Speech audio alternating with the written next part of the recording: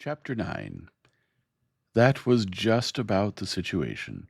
Spazzo and Valkenhayn and some of their officers met them on the landing stage of the big building in the middle of the spaceport, where they had established quarters.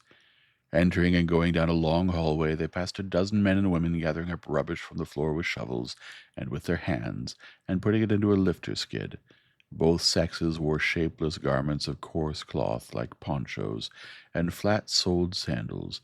Watching them was another local in a kilt, buskins, and a leather jerkin. He wore a short sword on his belt and carried a wickedly thonged whip.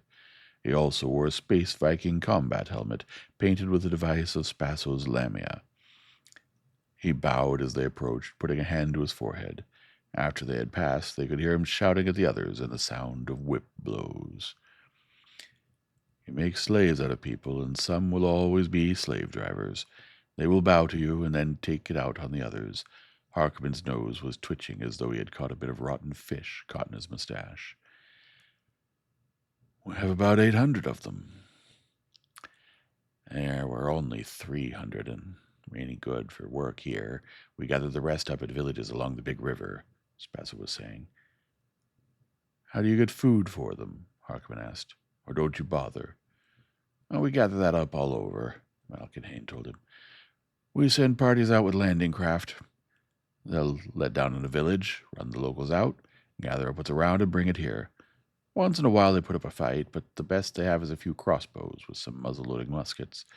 When they do, we burn the village and machine gun everybody we see. That's the stuff, Harkoman approved. If the cow doesn't want to be milked, just shoot her. Of course, you don't get much milk out of her again, but... The room to which their host guided them was at the far end of the hall.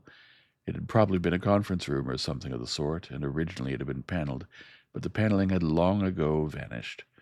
Holes had been dug here and there in the walls, and he remembered having noticed that the door was gone, and the metal groove in which it had slid had been pried out.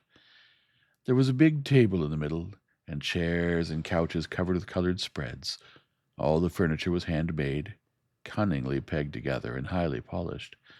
On the walls hung trophies of weapons, thrusting spears and throwing spears, crossbows and quarrels, and a number of heavy guns.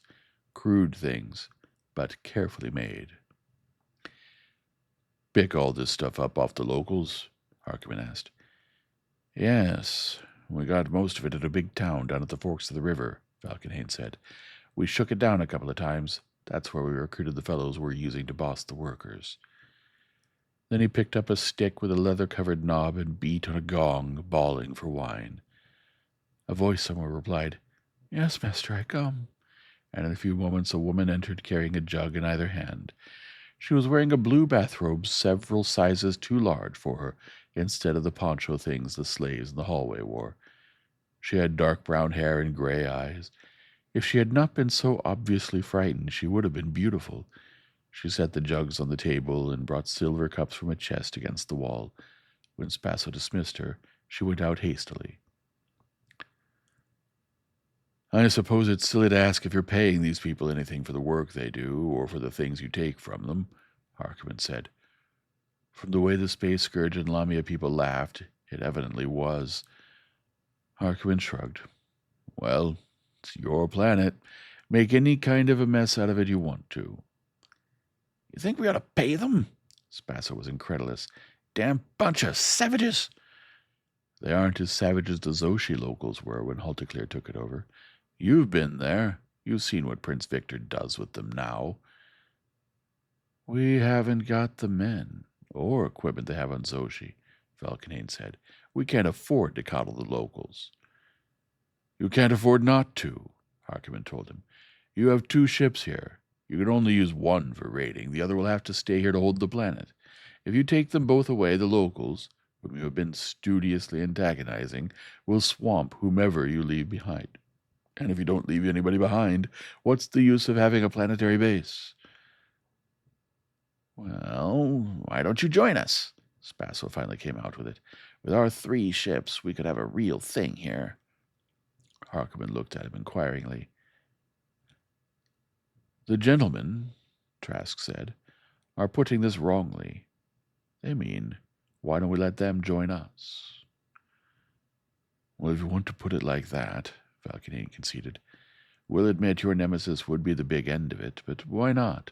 3 ships. We could have a real base here. Nicky Gratham's father only had 2 when he started on Jarganeth, and look what the Grathams got there now.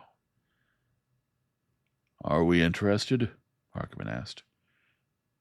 Not very. I'm afraid, of course, we've just landed. Tanith may have great possibilities. Suppose we reserve decision for a while and look around a little.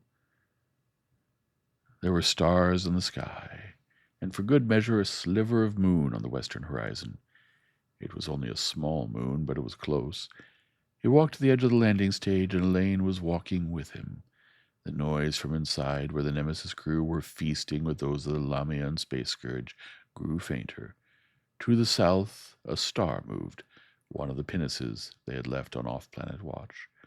There was firelight far below, and he could hear singing. Suddenly he realized that it was the poor devils of locals whom Valkenhayn and Spasso had enslaved. Elaine went away quickly. Have your fill of space Viking glamour, Lucas. He turned. It was Baron Rathmore, who had come along to serve for a year or so and then hitch a ride home from some base planet and cash in politically on having been with Lucas Trask. For the moment, I'm told that this lot aren't typical. I hope not. They're a pack of sadistic brutes, and piggish along with it. Well, brutality and bad manners I can condone, but Spasso and Valkenhayn are a pair of ignominious little crooks, and stupid along with it. If Andre Dunnan had gotten here ahead of us, he might have done one good thing in his wretched life. I can't understand why he didn't come here. I think he still will, Rathmore said. I knew him, and I knew Neville Orm. Orm's ambitious, and Dunnan is insanely vindictive. He broke off with a sour laugh. I'm telling you that. Why didn't he come here directly, then? Maybe he doesn't want a base on Tanith. That would be something constructive. Dunnan's a destroyer. I think he took that cargo of equipment somewhere and sold it. I think he'll wait till he's fairly sure the other ship is finished. Then he'll come in and shoot the place up. The way... He bit that off abruptly. Though he did at my wedding. I think of it all the time. The next morning, he and Harkonnen took an air car and went to look at the city at the forks of the river. It was completely new in the sense that it had been built since the collapse of Federation civilization and the loss of civilized technologies. It was huddled on a long, irregularly triangular mound, evidently to raise it above flood level. Generations of labor must have gone into it. To the eyes of a civilization using contragravity and powered equipment, it wasn't at all impressive. 50 to 100 men with adequate equipment could have gotten the thing up in a summer. It was only by forcing himself to think in terms of the spadeful after spadeful of earth, cartload after cartload creaking behind straining beasts, timber after timber cut with axes and dressed with adzes, stone after stone and brick after brick, that he could appreciate it. They even had it walled, with a palisade of tree trunks behind which earth and rocks had been banked, and along the river were docks at which boats were moored. The locals simply called it Trade Town. As they approached, a big gong began booming, and a white puff of smoke was followed by the thud of a signal gun. The boats, long canoe-like craft and round-bowed, many-oared barges, put out hastily into the river. Through binoculars they could see people scattering from the surrounding fields, driving cattle ahead of them. By the time they were over the city, nobody was in sight. They seemed to have developed a pretty fair air raid warning system in the 900-odd hours in which they've been exposed to the figurative mercies of Boak Valkenhayn and Garvin's Passo. It hadn't saved them entirely. A section of the city had been burned, and there were evidences of shelling. Light chemical explosive stuff. This city was too good a cow for even those two to kill before the milking was over. They circled slowly over it at 1,000 feet. When they turned away, black smoke began rising from what might have been pottery works or brick kilns on the outskirts. Something resinous had evidently been fed to the fires. Other columns of black smoke began rising across the countryside on both sides of the river. You know, these people are civilized if you don't limit the term to contragravity and nuclear energy, Harkonnen said. They have gunpowder for one thing, and I can think of some rather impressive old Terran civilizations that didn't have that much. They have an organized society, and anybody who has that is starting towards civilization. I hate to think of what'll happen to this planet if Spasso and Valkenane stay here long. Might be a good thing in the long run. Good things in the long run are often tough while they're happening. I know what'll happen to Spasso and Valkenane, though. They'll start to civilizing themselves. They'll stay here for a while, and when they need something they can't take from the locals, they'll go chicken stealing after it. But most of the time they'll stay here lording it over their slaves, and find that their ships will wear out and they won't be able to fix them. Then, sometime, the locals will jump them when they aren't watching and wipe them out. But in the meantime, the locals will learn a lot from them. They turned the air car west again, along the river. They looked at a few villages. One or two dated from the Federation period. They had been plantations before whatever it was had happened. More had been built within the past 5 centuries. A couple had recently been destroyed in punishment for the crime of self-defense. You know, he said at length, I'm going to do everybody a favor. I'm going to let Spasso and Valkenhayn persuade me to take this planet away from them. Harkonnen, who was piloting, turned sharply. You crazy or something? When somebody makes a statement you don't understand, don't tell him he's crazy. Ask him what he means. Who said that? On target, Harkonnen grinned. What do you mean, Lord Trask? I can't catch Dunham by pursuit. I'll have to get him by interception. You know the source of that quotation, too. This looks to me like a good place to intercept him. When he learns I have a base here, he'll hit it, sooner or later. And even if he doesn't, we can pick up more information on him when ships start coming in here than we would batting around all over the old Federation. Harkonnen considered for a moment, then nodded. Yes.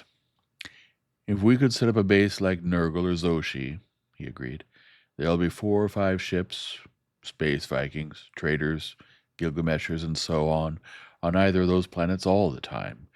If we had the cargo done and took to space in the Enterprise, we could start a base like that, but we haven't anything near what we need, and you know what Spasso and Valkenhayn have. We can get it from Graham. As it stands, the investors in the Tanith adventure from Duke Angus down lost everything they put into it. If they're willing to throw some good money after bad, they can get it back, and a handsome profit to boot. And there ought to be planets above the rowboat and ox-cart level, not too far away, that could be raided for a lot of the things we'd need. That's right. I know of half a dozen within 500 light years. There won't be the kind Spasso and Valkenhayn are in the habit of raiding, though. And besides machinery, we can get gold and valuable merchandise that can be sold on Graham. And if we could make a go of it, you'd go farther hunting Dunham by sitting here on Tanith than by going looking for him. That was the way we used to hunt marsh pigs on Kolata when I was a kid.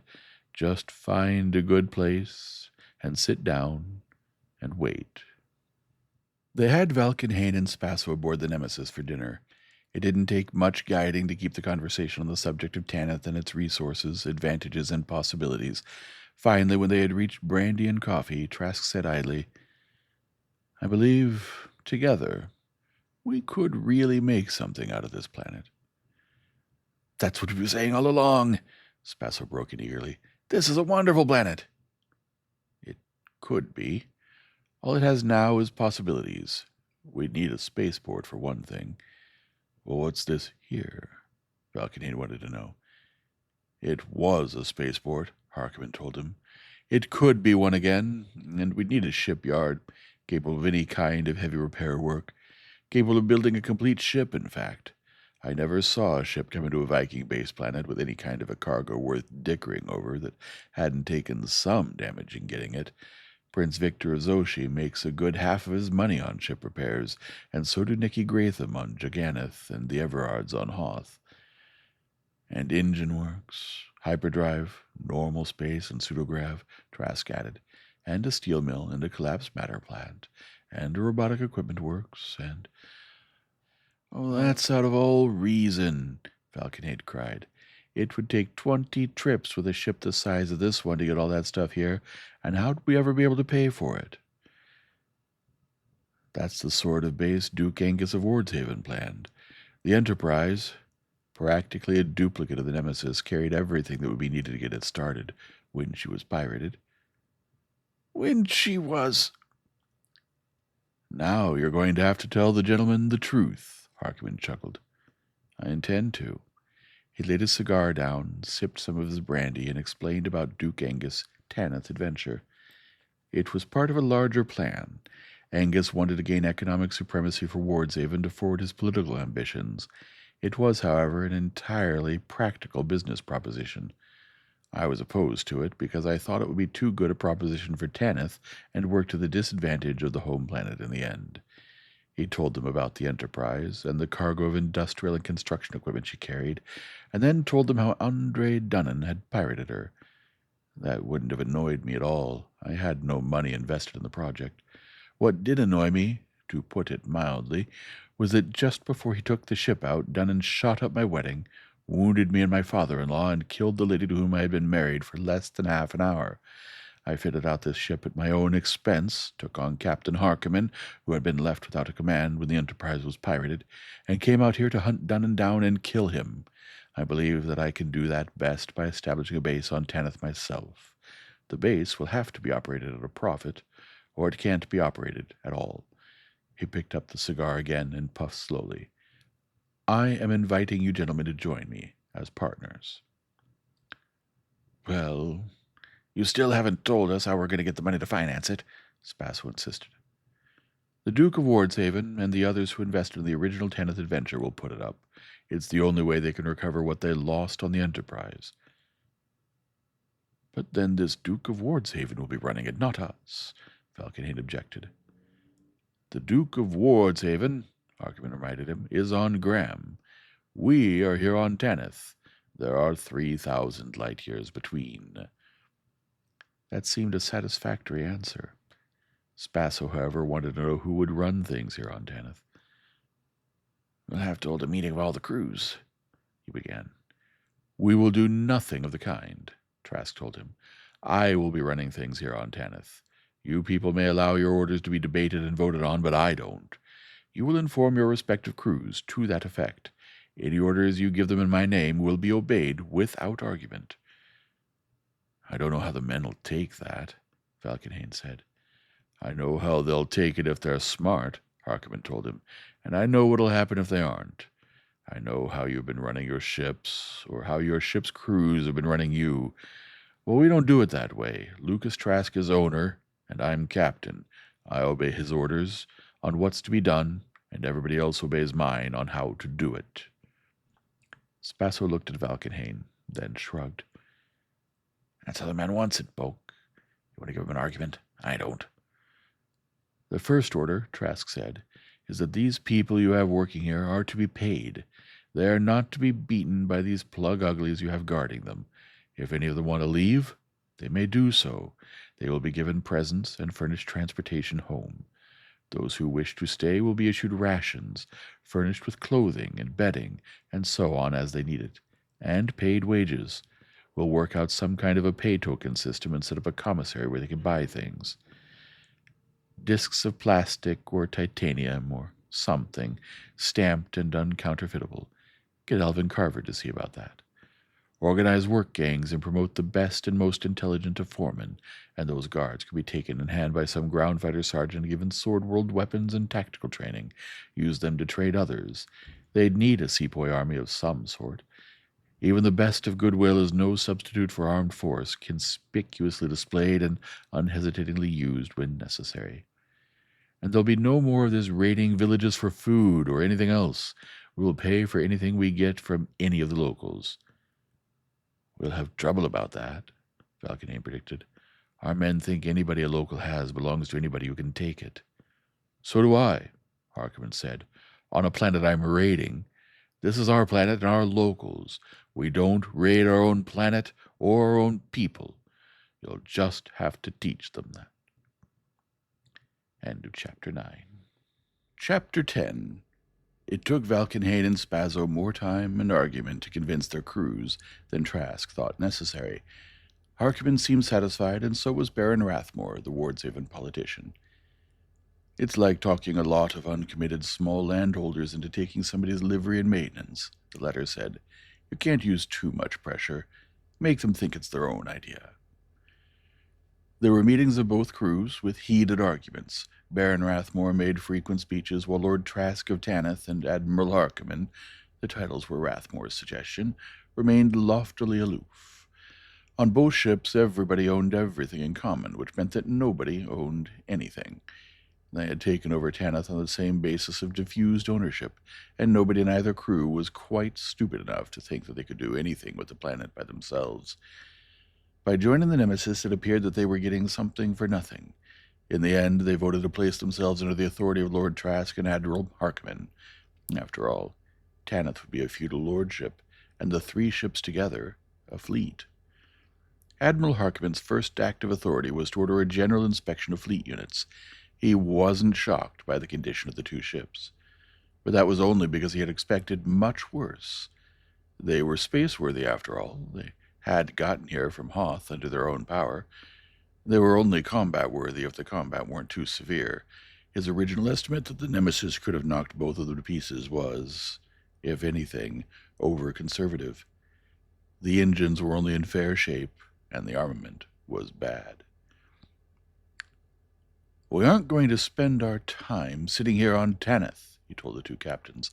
"This planet is a raiding base, and raiding is the operative word, and we are not going to raid easy planets. A planet that can be raided with impunity isn't worth the time it takes getting to it.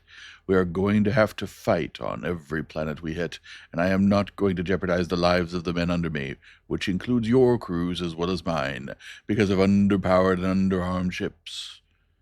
Spazzo tried to argue. "We've been getting along." Harkonnen cursed. "Yes, I know how you've been getting along.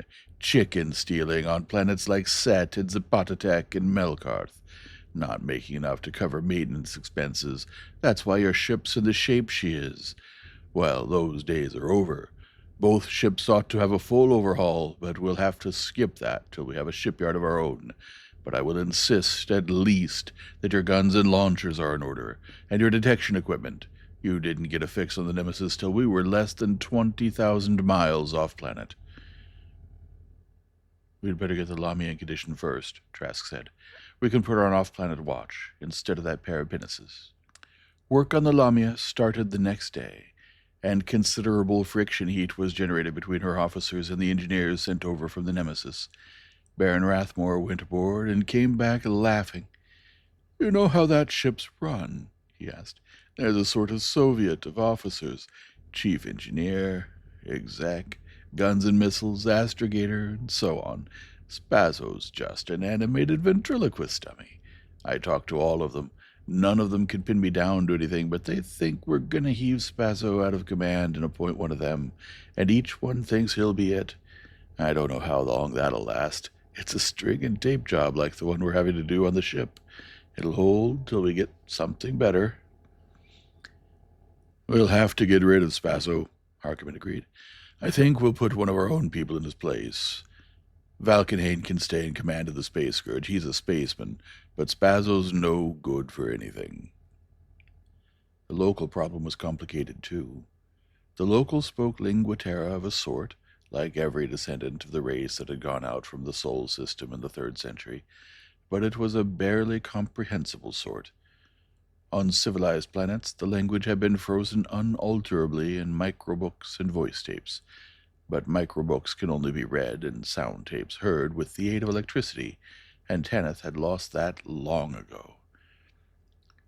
Most of the people Spazzo and Valkenhayn had kidnapped and enslaved came from villages within a radius of 500 miles. About half of them wanted to be repatriated. They were given gifts of knives, tools, blankets, and bits of metal which seemed to be the chief standard of value and medium of exchange, and shipped home. Finding their proper villages was not easy. At each such village the news was spread that the space Vikings would hereafter pay for what they received. The Lamia was overhauled as rapidly as possible. She was still far from being a good ship, but she was much closer to being one than before. She was fitted with the best detection equipment that could be assembled and put on orbit.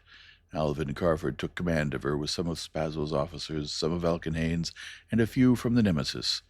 Harkonnen was intending to use her for a retraining of all the Lamia and Space Scourge officers, and rotated them back and forth. The labor guards, a score in number, were relieved of their duties, issued sword world firearms, and given intensive training. The trade tokens, stamps of colored plastic, were introduced, and a store was set up where they could be exchanged for Sword World items.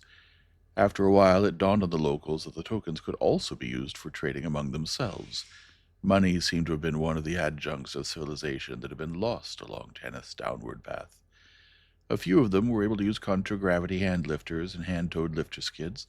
Several were even learning to operate things like bulldozers, at least to the extent of knowing which lever or button did what. Give them a little time, Trask thought, watching a gang at work down on the spaceport floor. It won't be many years before half of them will be piloting air cars.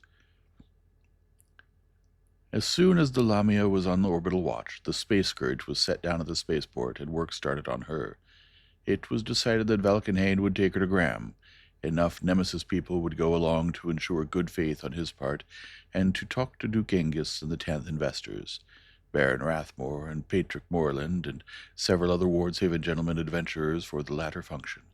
Alvin Carford to act as Valkenhayn's exec, with private orders to supersede him in command if necessary, and Gwat Kirby to do the astragating. We'll have to take the Nemesis and the Space Scourge out first, and make a big raid, Harkonnen said. We can't send the Space Scourge back to Graham empty. When Baron Rathmore and Lord Valkyrie and the rest of them talk to Duke Angus and the Tanith investors, they'll have to have a lot more than some travel films of Tanith. They'll have to be able to show that Tanith is producing. We ought to have a little money of our own to invest, too. But Otto, both ships? That worried Trask. Suppose Dunnan comes and finds nobody here but Spaso and the Lamia. Chance we'll have to take. Personally, I think we have a year to a year and a half before Dunnan shows up here. I know we were fooled trying to guess what he'd do before, but the sort of raid I have in mind, we'll need 2 ships. And in any case, I don't want to leave both those ships here while we're gone, even if you do. When it comes to that, I don't think I do either, but we can't trust Spaso here alone, can we? We'll leave enough of our people to make sure. We'll leave Alvin, that'll mean a lot of work for me that he'd otherwise do, on the ship, and Baron Rathmore, and young Valkyrie, and the men who have been training our sepoys. We can shuffle things around and leave some of Valkenhayn's men in place and some of Spaso's. We might even talk Spaso into going along. That'll mean having to endure him at our table, but it would be wise. Have you picked a place to raid? 3 of them. First, Capera. That's only 30 light years from here. That won't amount to much, just chicken stealing. It'll give our green hands some relatively safe combat training, and it'll give us some idea of how Spaso's and Valkenhayn's people behave, and give them confidence for the next job. And then, Amaterasu. My information about Amaterasu is about 20 years old. A lot of things can happen in 20 years. All I know of it, I was never there myself, is it's fairly civilized, about like Terra just before the beginning of the atomic era. No nuclear energy, they lost that, and of course nothing beyond it, but they have hydroelectric and solar electric power and non-nuclear jet aircraft, and some very good chemical explosive weapons, which they use very freely on each other. It was last known to have been raided by a ship from Excalibur 20 years ago. That sounds promising. And the third planet? Beowulf. We won't take enough damage on Amaterasu to make any difference there, but if we saved Amaterasu for last, we might be needing too many repairs. It's like that? Yes, they have nuclear energy. Don't think it would be wise to mention Beowulf to Captain Spaso and Valkenhayn either. Wait till we've hit Capera and Amaterasu. They may be feeling like heroes then. Chapter 11. Capera left a bad taste in Trask's mouth.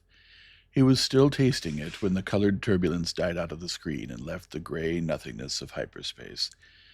Garvin Spaso. They'd had no trouble in inducing him to come along, was staring avidly at the screen as though he could still see the ravished planet they had left. "That was a good one. That was a good one," he was crowing. He'd said that a dozen times since they had left it out. 3 cities in 5 days, and all the stuff we gathered up around them. We took over 2 million stellars. And did 10 times as much damage getting it, and there was no scale of value by which to compute the death and suffering. "Knock it off, Spazzo. You said that before." There was a time when he wouldn't have spoken to the fellow or anybody else like that. Gresham's law extended. Bad manners drive out good manners. Spazzo turned on him indignantly.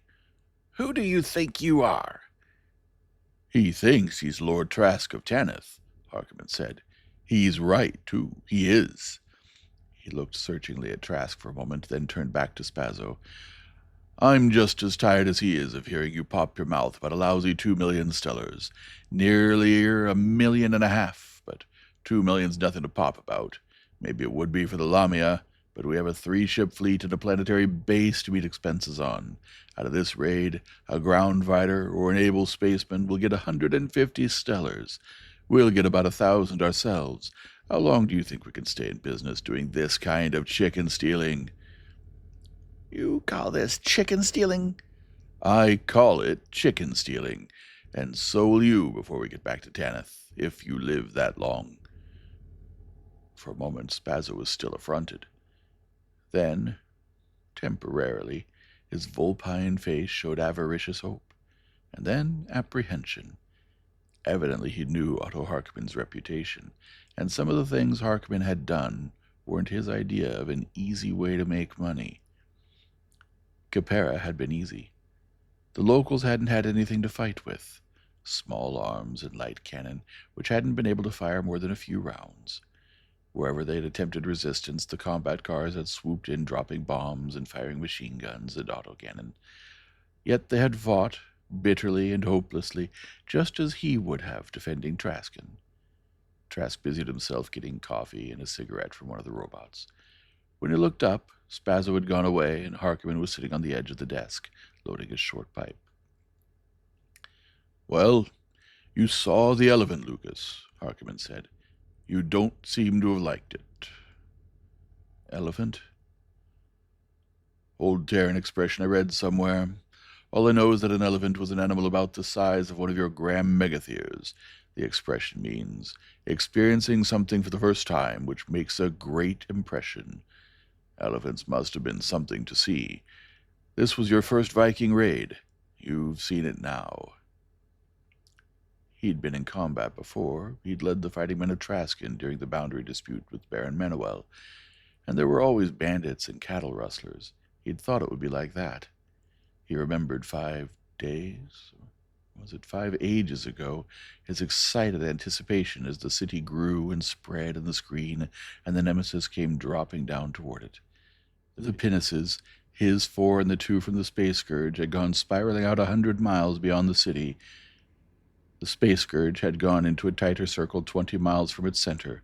The Nemesis had continued her relentless descent until she was 10 miles from the ground, before she began spewing out landing craft and combat cars and little egg-shaped one-man air cavalry mounts. It had been thrilling. Everything had gone perfectly. Not even Valkenhayn's gang had goofed. Then the screen views had begun coming in. The brief and hopeless fight in the city. He could still see that silly little field gun. It must have been around 70 or 80 millimeter, on a high-wheeled carriage drawn by 6 shaggy, bandy-legged beasts.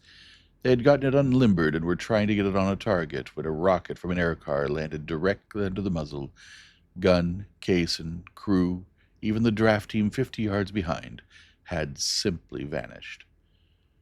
Or the little company, some of them women, trying to defend the top of a tall and half-ruinous building with rifles and pistols. One air cavalryman wiped them all out with his machine guns. "I don't have a chance," he'd said, half-sick. "But they keep on fighting." "Yes, stupid of them, isn't it?" Harkonnen said beside him. "What would you do in their place?" "Fight. Tried to kill as many space Vikings as I could before they got me. Terro-humans are all stupid like that. That's why we're human. If the taking of the city had been a massacre, the sack that had followed had been a man-made hell. He had gone down, along with Harkonnen, while the fighting, if it could be so called, was still going on. Harkonnen had suggested that the men ought to see him moving about among them. For his own part, he had felt a compulsion to share their guilt. He and Sir Patrick Morland had been on foot together in one of the big hollow buildings that had stood since Capera had been a member republic of the Terran Federation. The air was acrid with smoke, powder smoke, and the smoke of burning. It was surprising how much would burn in this city of concrete and vitrified stone. It was surprising, too, how well kept everything was, at least on the ground level. These people had taken pride in their city. They found themselves alone in a great empty hallway. The noise and horror of the sack had moved away from them, or they from it.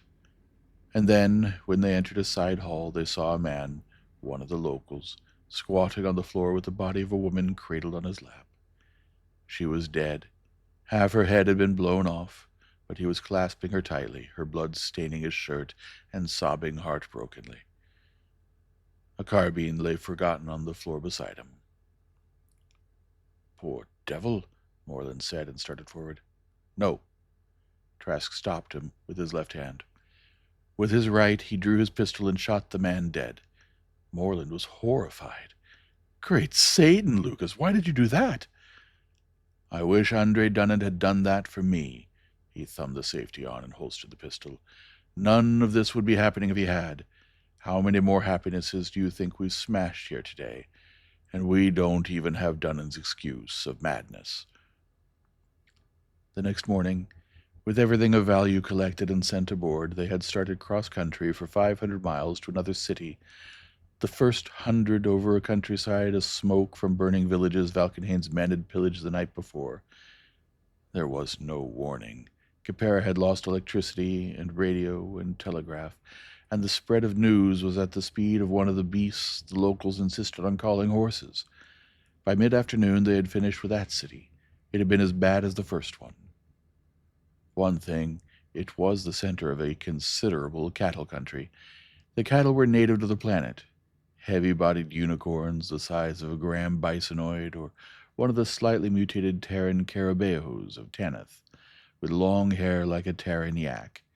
He had detailed a dozen of the Nemesis ground fighters who had been vaqueros on his Trascan ranches to collect a score of cows and 4 likely bulls, with enough fodder to last them on the voyage. The odds were strongly against any of them living to acclimate themselves to Tanith, but if they did, they might prove to be one of the most valuable pieces of loot from Capera. The third city was at the forks of a river, like Trade Town on Tanith. Unlike it, this was a real metropolis. They should have gone there first of all. They spent 2 days systematically pillaging it. The Caperans carried on considerable river traffic, with stern-wheel steamboats, and the waterfront was lined with warehouses crammed with every sort of merchandise.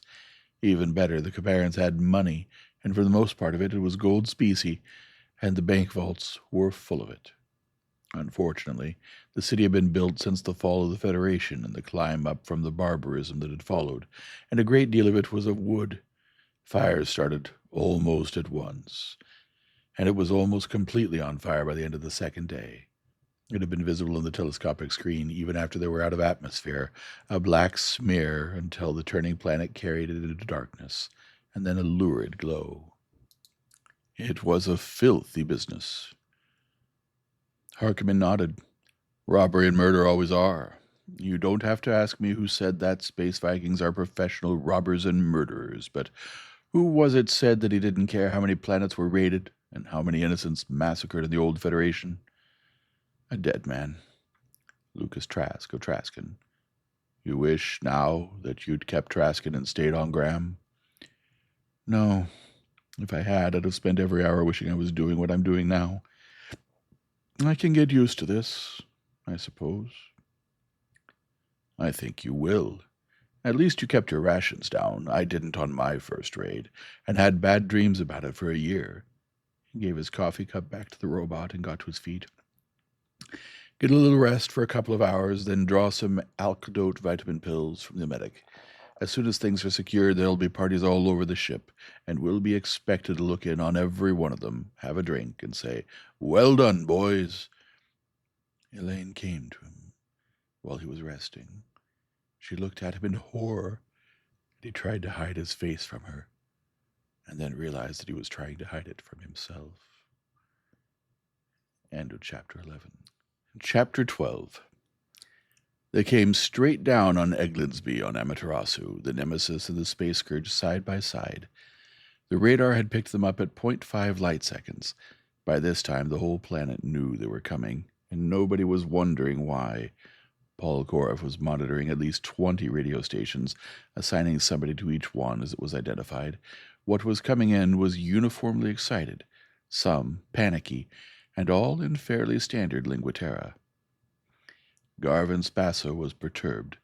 So, in the communication screen from the Space Scourge, was Bogue Valkenhayn.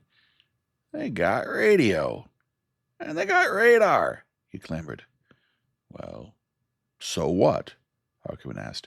"They had radio and radar 20 years ago when Rock Morgan was here in the coal sack, but they don't have nuclear energy, do they?" "Well, no.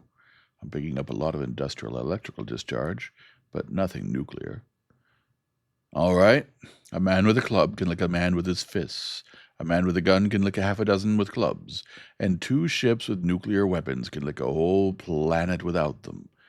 Think it's time, Lucas?" He nodded. "Paul, can you cut on that Eglindsby station yet?" "What are you going to do?" Valkenhayn wanted to know, against it in advance. "Summon them to surrender.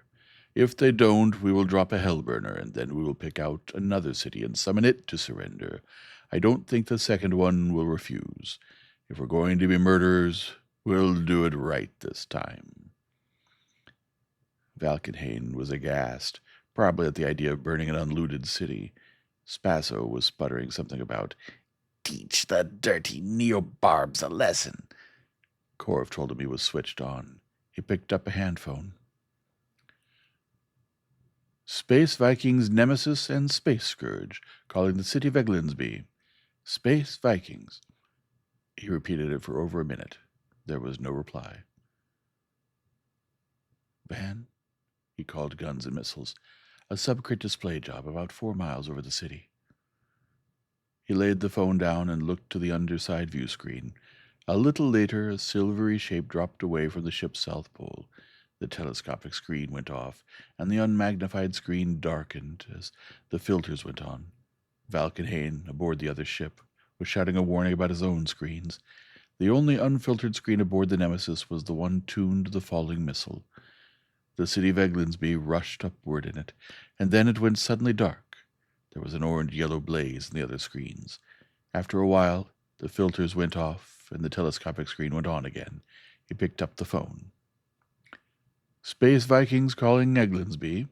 This is your last warning. Communicate at once." Less than a minute later, a voice came out of one of the speakers. "Eglindsby calling Space Vikings. Your bomb has done great damage. Will you hold your fire until somebody in authority can communicate with you? This is the chief operator of the Central State Telecast Station. I have no authority to say anything to you or to discuss anything." "Oh, good. That sounds like a dictatorship," Harkonnen was saying. "Grab the dictator and shove a pistol in his face, and you have everything. There's nothing to discuss. Get somebody who has authority to surrender the city to us. If this is not done within the hour, the city and everybody in it will be obliterated." Only 2 minutes later, a new voice said, "This is Gonzales Jan, Secretary to Pedroson Pedro, President of the Council of Syndics. We will switch President Pedroson over as soon as he can speak directly to the personage in supreme command of your ships." "That is myself. Switch him to me at once." After a delay of less than 15 seconds, they had President Pedroson Pedro. "We are prepared to resist, but we realize what this would cost in lives and destruction of property," he began. "You don't begin to. Do you know anything about nuclear weapons?" "From history, we have no nuclear power of any sort. We can find no fissionables on this planet. The cost, as you put it, would be everything and everybody in Eglindsby, and for a radius of almost 100 miles. Are you still prepared to resist? The president of the Council of Syndics wasn't, and said so. Trask asked him how much authority his position gave him. I have all powers in any emergency. I think, the voice added tonelessly, that this is an emergency. The Council will automatically ratify my decisions. Harkonnen pressed a button in front of him. What I said, dictatorship, with parliamentary false front. If he isn't a false front dictator for some oligarchy, he motioned to Harkonnen to take his thumb off the button. How large is his council? 16, elected by the syndicate they represent. There's the Syndicate of Labor, the Syndicate of Manufacturers, the Syndicate of Small Businesses, the Corporate State, First Century Pre-Atomic on Terra, Benny the Moose, Harkonnen said. Let's all go down and talk to them. When they were sure that the public had been warned to make no resistance, the Nemesis went down to 2 miles, bulking over the center of the city. The buildings were low by the standards of a contragravity-using people, the highest barely 1,000 feet and a few over 500. And they were more closely set than sword worlders were accustomed to, with broad roadways between. In several places there were queer arrangements of crossed roadways, apparently leading nowhere. Harkonnen laughed when he saw them. Airstrips. I've seen them on other planets where they've been losing contragravity, for winged aircraft powered by chemical fuel. I hope we have time for me to look around here. I'll bet they even have railroads. The great damage caused by the bomb was about equal to the effect of a medium hurricane. He had seen worse from high winds at Traskin. Mostly it had been moral, which had been the kind intended. They met President Pedroson and the Council of Syndics in a spacious and well-furnished chamber near the top of one of the medium-high buildings. Valkenhayn was surprised. In a loud aside, he considered that these people must be almost civilized. They were introduced. Amaterasuan surnames preceded personal names, which hinted at a culture and a political organization making much use of registration by alphabetical list. They all wore garments which had the indefinable but unmistakable appearance of uniforms. When they had all seated themselves at a large oval table, Harkonnen drew his pistol and used the butt for a gavel. Lord Trask, will you deal with these people directly? He asked, stiffly formal. Certainly, Admiral. He spoke to the President, ignoring the others. We want it understood that we control this city, and we expect complete submission. As long as you remain submissive to us, we will do no damage beyond removal of the things we wish to take from it, and there will be no violence to any of your people or any indiscriminate vandalism. This visit we are paying you will cost you heavily, make no mistake about that. But whatever the cost, it will be a cheap price for avoiding what we might otherwise do. The President and the syndics exchanged relieved glances. Let the taxpayers worry about the cost. They'd come out of it with whole skins. You understand, we want maximum value and minimum bulk, he continued. Jewels, objects of art, furs, the better grades of luxury goods of all kinds, rare element metals, and monetary metals, gold and platinum. You have a metallic-based currency, I suppose? Oh, no. President Pedroson was slightly scandalized. Our currency is based on services to society. Our monetary unit is simply called a credit. Harkonnen snorted impolitely. Evidently he'd seen economic systems like that before.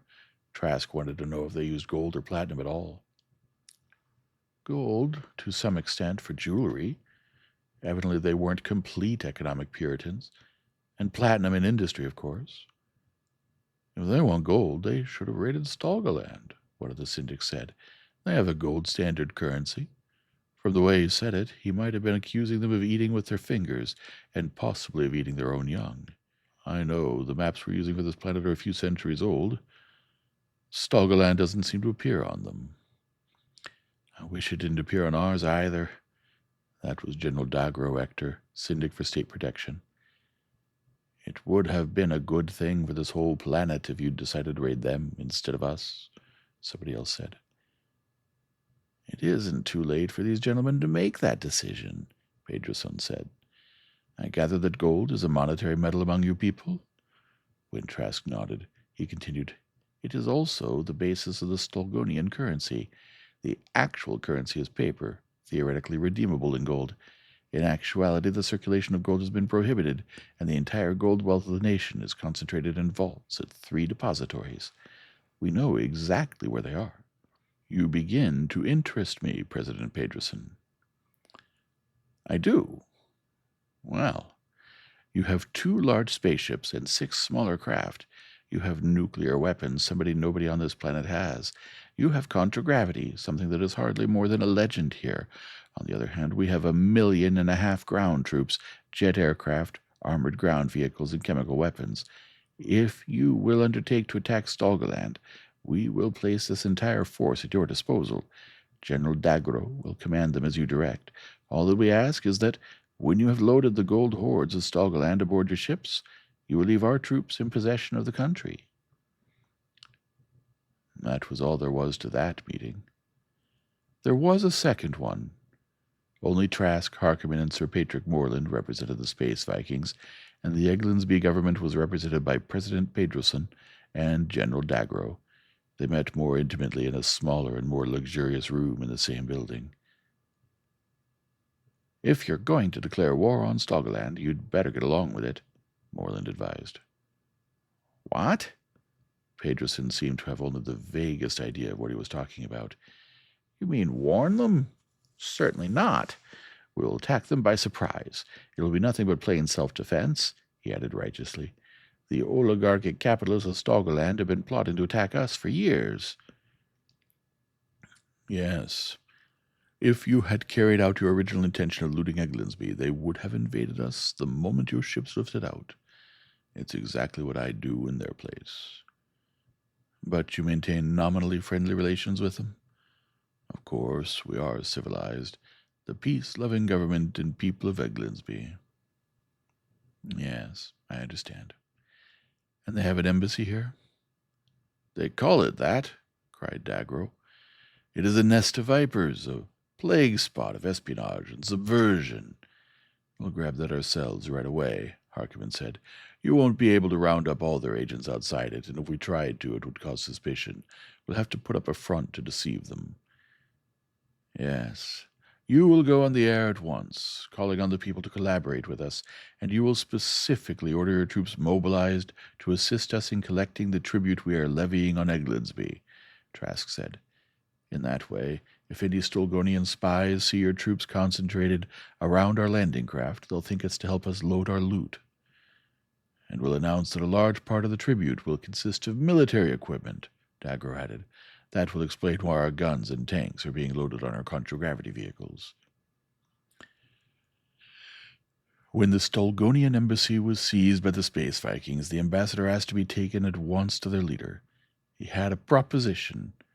If the Space Vikings would completely disable the army of Eglindsby and admit Stolgonian troops when they were ready to leave, the invaders would bring with them 10,000 kilos of gold. Trask acted to be very hospitable to the offer. Stolgaland lay across a narrow and shallow sea from the state of Eglindsby. It was dotted with islands, and every one of them was, in turn, dotted with oil wells. Petroleum was what kept the aircraft and ground vehicles of Amaterasu in operation. Oil, rather than ideology, was at the root of the enmity between the two nations.